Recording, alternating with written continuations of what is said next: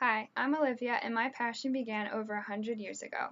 Midwives once used an unusual test on newborns by licking their foreheads. A salty taste would indicate that the child would die of a disease that diminished the flesh and stole the child's breath.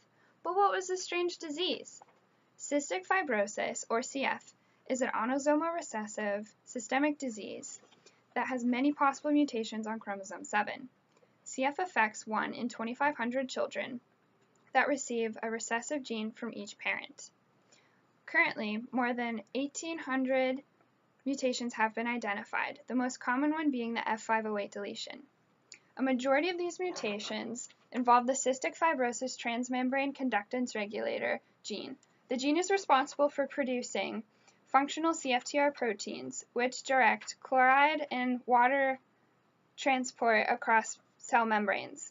Defective CFTR proteins inhibit chloride and water transport in the epithelia of the lungs, the sweat glands, the gastrointestinal tract, and the pancreas. In the sweat glands, the absence of CFTR ion channels that normally permit reabsorption of chloride ions and sodium from perspiration contribute to hypertonic sweat. The midwives were on the right track. CF patients have an abnormally high chloride ion level in their sweat, up to 4 times higher than the normal population. Today, the sweat chloride test is the most common way to diagnose CF.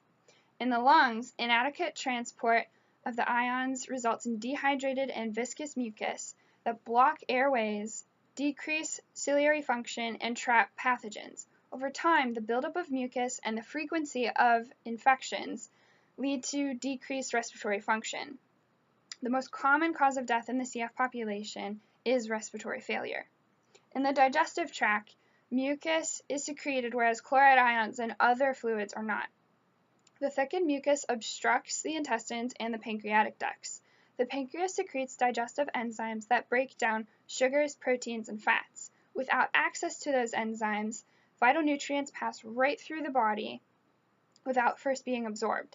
In patients, this results in low body mass index, poor lung function, and possible cystic fibrosis-related diabetes.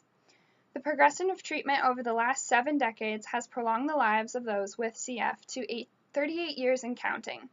Current research is looking into gene therapy to deliver healthy CFTR genes packaged in liposome complexes. My inspiration is my cousin Jordan. She has a rare but mild mutation that mainly affects her respiratory and immune systems, but not her digestive system. Her treatment consists of antibiotics, breathing treatments to thin and clear mucus, and a palpation machine to dislodge it from her airways. Patients with nutritional issues have to increase their caloric intake and use enzyme supplements to aid in digestion. Jordan is the reason why I work in a lab over the summer. The medical community is getting closer to targeting the genetic causes of CF in addition to alleviating patient symptoms.